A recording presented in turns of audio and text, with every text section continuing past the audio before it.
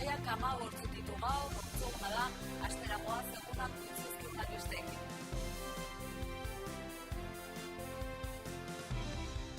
Nafarroako ikurren legea baliogabetuta badago ere, Iruñeko epaile batek ebatzi du legez kanpokoa izan zela Burlatako udaletxean ikurrina jartzea. Siemens Gamesa haize sorgailuak ekoitziko ditu munduko parke eolikoa handienarentzat. Inoiz baino lan sozietate eta kooperatiba gehiago sortu ziren iaz Nafarroan, Anelen arabera gizarte ekonomiako 111 sortu ziren iragan urtean, eta 3 urtean 158ko hazkunde izan du enpresa eredu horrek. Nafarroak neurriak iragarri ditu ekonomia ez dadin oztopo izan familia sortzeko. Gobernuak 253 milioi euro inbertituko ditu 2023ko arteko familia planean. Genero indarkeria ezabatzeko egiten den lana ebaluatuko du Berdintasunerako Nafarroako institutuak esku hartzea eta koordinazioa hobetzeko. Nafarroak Transbide sortu du transexualei arreta bermatzeko unitatea. Taberna batzuek ijitoei sarrera debekatzen dietela eta neurriak iragarri ditu Iruñako udalak. Hirigintza gerentziak Gaztelu plazako aparkalekoa eta plaza horretan eraikin bateko obretan agertu diren 14. mendeko aztarna arkeologikoak bisitatu dituzte. Nafarroako ikurren legea baliogabetuta badago ere, Iruñeko epaile batek ebatzi du legez kanpokoa izan zela Burlatako udaletxean ikurrina jartzea. Iruñeko administrazioarekiko zien lehen epaitegiaren esanetan legez kontrakoa izan zen iazko abuztuaren 14an Burlatako jaietan herriko udaletxean ikurrina jartzeko erabakia. Nafarroako parlamentuak ikurren legea indargabetu zuen arren, legediak ez du baimentzen Nafarroako eraikin publikoetan ikurrina jartzeko aukera epaitegiaren esanetan. Epaitegiak defendatu du ikurren legeak ikurrinaren erabilera ahalbidetzen duela ezoiko zenbait kasutan. Nafarroako ikur ofizialez gain beste herrialde, erkidego edota tokiko ikurren erabilera baimentzen baitzuen, kortesiazko keinu gisa bisita ofizialetan bisita iraun artean. Legea indargabetuta ordea ikurrina eraikin publikoetan jartzeko aukerarik ez dagoela ondorioztatu du epaitegiak, ezoiko kasuetan ez da apartekoetan ere, haren esanetan udal batek ezin baitu egin debekatuta ez dagoen guztia. Epaiak zehazten du Espainiako banderaren erabilera ezartzen duen 1981ko legearen arabera administrazioetan Espainiako bandera erkidegokoa eta tokiko erabili behar direla eta legedian ez dagoela bestelako banderarik erabiltzeko baimena ematen duen araurik 7. artikuluak jasotzen duena izan ezik. Epaitegiak nabarmendu du artikulu horretan bestelako banderen erabilera aurreikusten dela berariazko arautzearen bidez.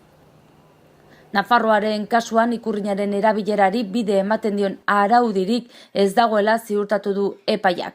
Espainiako gobernuak Nafarroan duen ordezkaritzak Burlatako eta Tafallako udalak salatu zituen iazko abuztuan herriotako festen hasieran udaletxeko balkoian ikurrina jartzeagatik. Uda horretan 9 udal salatu zituen arrazoi berarengatik.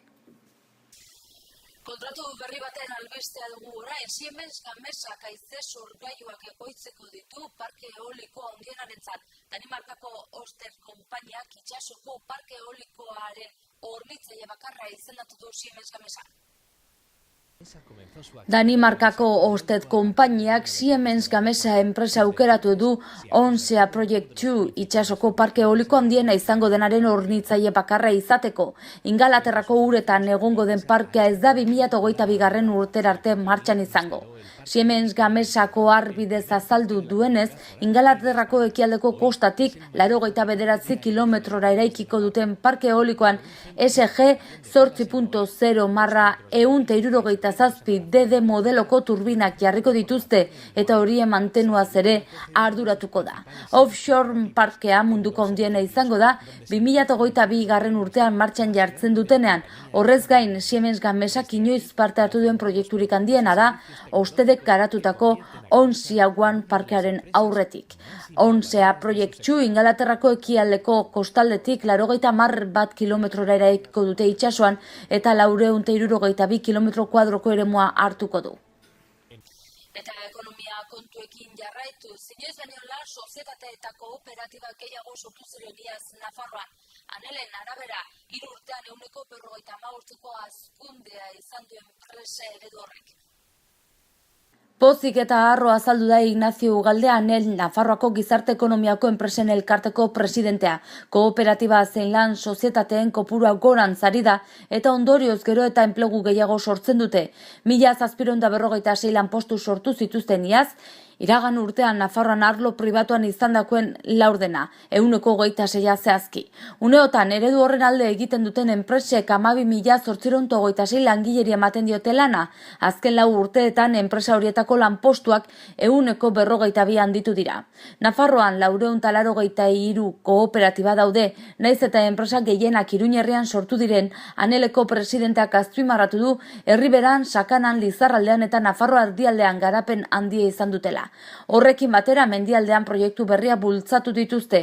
Eskualdeen garapenarekin batera nazioartetzeari garrantzia eman dio. Antonio Martínez Bujanda, Aneleko gerenteak esan du, elkartearen helburu nagusia gizarte ekonomiaren garapena dela. Nafarroaren garapen ekonomikoan parte hartzen dutela azpimarratu du. Hainbat kontseilutan parte hartzeaz gain udalekin duten elkarlana nabarmendu du Martínezek, era berean hezkuntza departamentuarekin eta lanbide prestakuntzako zentroekin proiektu bat dute 50 gazteri gizarte ekintzailetza proiektuak nola garatu erakusteko. Eta Nafarroak neurriak iragarri ditu, ekonomia ez dadin oztopo izan familia sortzeko. Nafarroako gobernuak 253 milioi euro inbertituko ditu horretara.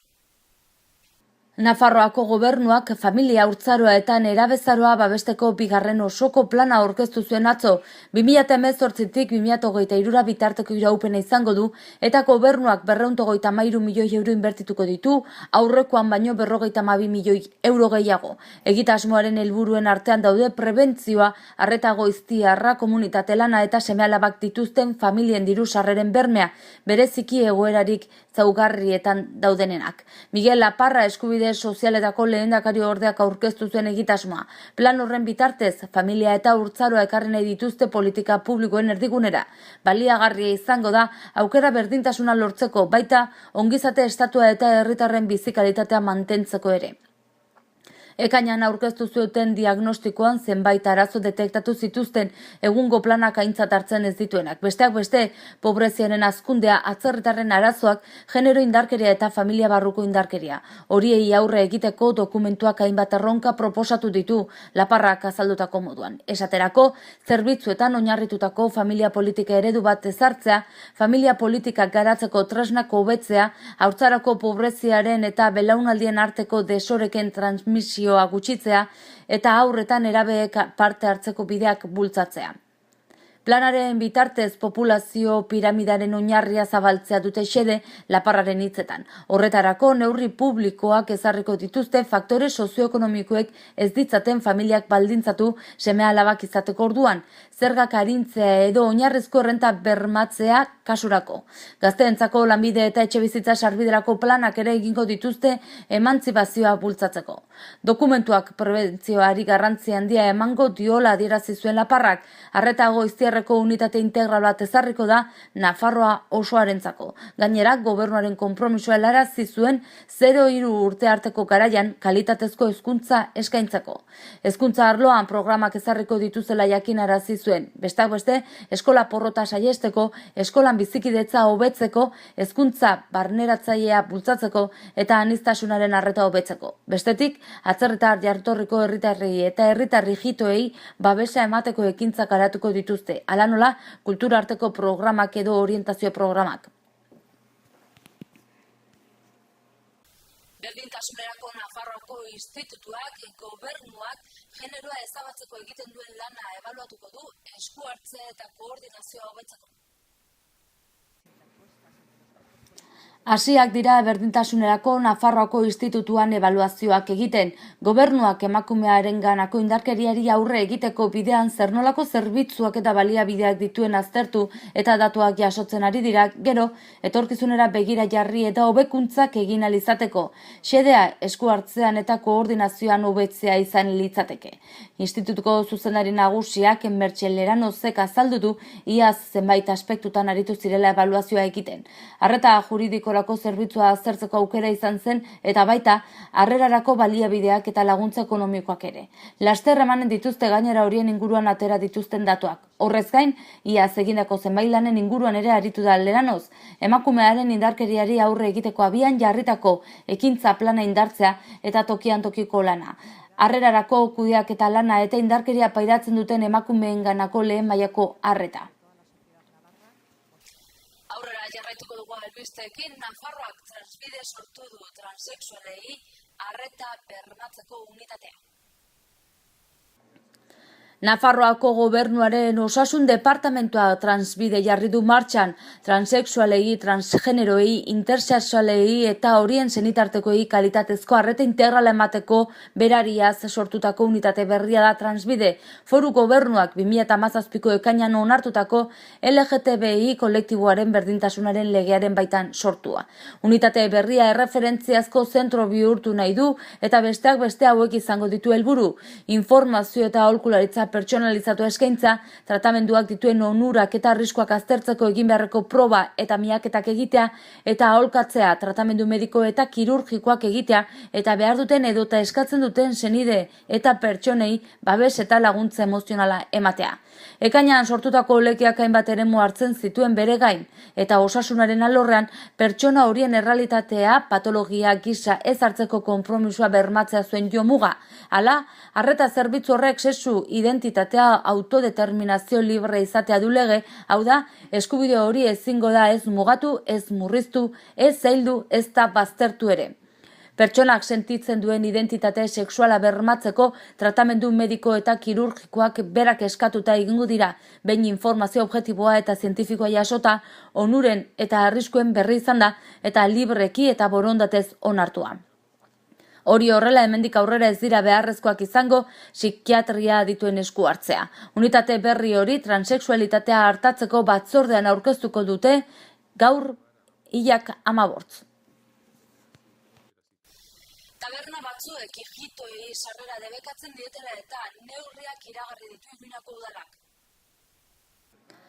Udalak adierazi du zigortu egingo dituela jaiotze, arraza, sexu, erlijio, iritzi edota bestelako baldintza pertsonal edo sozialengatik sarrera debekatzen duten tabernak. Aho batez onartu duten testuak dio biktimei eragindako kaltei erantzuteko neurriak hartzera eta berriz gerta ez dadin kontrol mekanismoak jartzera konprometitzen direla. Adibidez, salaketarako bideak erraztuz, impunitate eremurik gera ez dadin.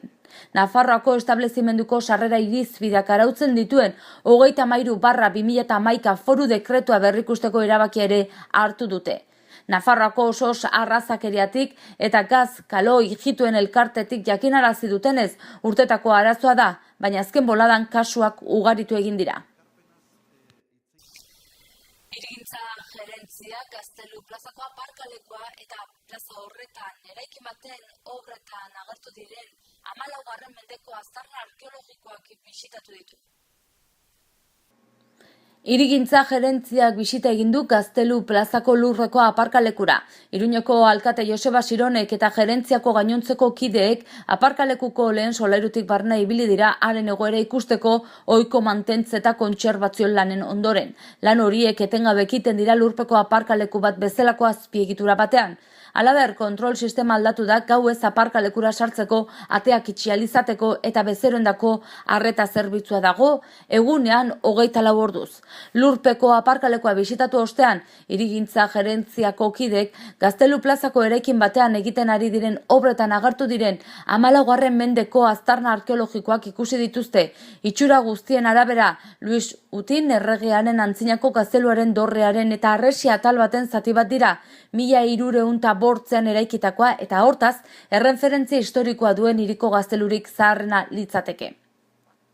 Joan den astean Iruñeko udalak egiten ari ziren obrak berehala geldiaraztea agindu zuen administrazio kontu bat zela medio.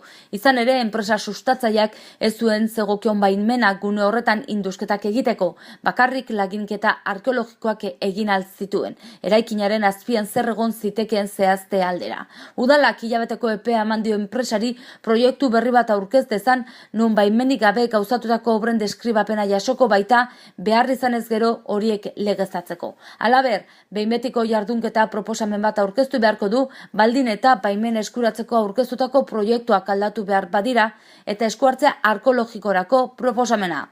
Iruñeko udalak enpresa sustatzaileak eta Bianako printzea erakundeak, aztarnak aztertzeaz arduratzen denak, aztarnak kontserbatzeko borondatea agertu dute proiektuan txertatu eta herritarren eskura egoteko nahia hiriaren historianen zati bezala. Goazen orain eguraldiaren iragarpena zen ikusten.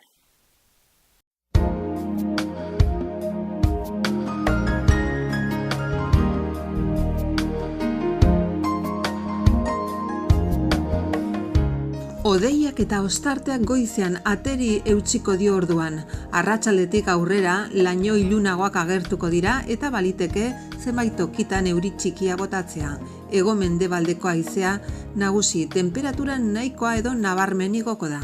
Ostiral goizean lanbroa eta lainoa. Zerua tarteka lainotxo egongo da, erdi mailako lainoak eta goi lainoak nagusi. Hegoaldeko edo hego-mendebaldeko haizea ibiliko da. Temperaturan aldaketarik ez edo gutxi igoko da. Otsailak 15 gaur ortzegunak goazen egunak utzizkiun albisten errepasoa egitera titularrekin.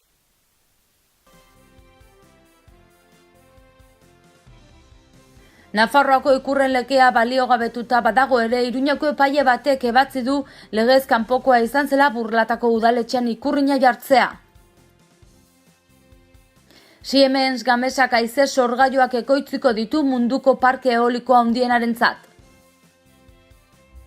Inoiz baino lan sozietate eta kooperatiba gehiago sortu ziren iaz Nafarroan, Anelen arabera gizarte ekonomiako 111 sortu ziren iragan urtean, eta 3 urtean 158ko hazkunde izan du enpresa eredu horrek.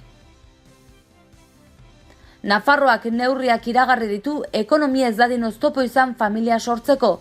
Gobernuak 233 milioi euro inbertituko ditu 2023ko arteko familia planean. Genero indarkeria ezabatzeko egiten den lana ebaluatuko du berdintasunerako Nafarroako institutuak esku hartzea eta koordinazioa hobetzeko.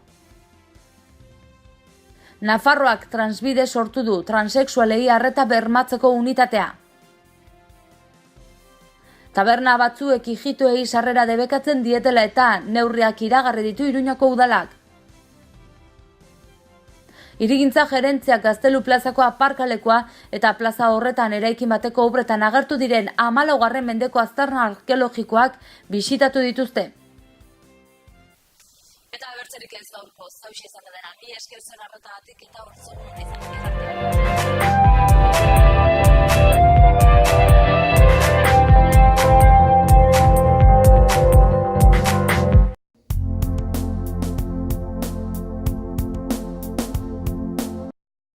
Errenta aitorpena. Hasi da aurrez aurre errenta aitorpena egiteko epea. Ekainaren 23 bitartean arretarako guneetan aurkez dezakezu ala aurrez hitzordua eskatuta Nafarroako Ogasuneko bulegoetan. Orain gainera, zeure ekarpenak zehazki nora joanen diren ikus dezakezu aurrekontua.nafarroa.eus gunean sartuta. Ekarpenez eraikitako etorkizuna. Nafarroako gobernua. Gobierno de Navarra. Gorritxon atsedenerako sistema hoberenak eta loaldi egoki batendako beharrezkoak diren produktuak aurkituko dituzu. 40 urte daramatzagu punta-puntako materialak eta marka hoberenak bezeroaren eskura jartzen. Deskansatzeko sistemetan aditua gara, sofak, koltsoiak, somierrak. Hurbildu eta eskuzabali jasoko zaitugu. Iruña, Gorritxo. Erratzun kanpin baztan oporretan deskansatzeko eta ongi pasatzeko 4 izarretako kanpina. Ingurune zoragarrian eta lasaian. Hondarribita Donibane Loitzuneko hondartzetatik 3 ordu laurden eskasera, baztan kanpina. 100 metro kuadroko 150 partzel esiak eta itzalarekin argindarra eta uraz hornitutakoak. Heldu eta umentzako 2 igerileku, jolastoki, ostatu, jatetxe, supermerkatu, padel pista, squash, petaka eta ping-pong. Mediku zerbitzu 150 metrotara erratzu herrian bertan.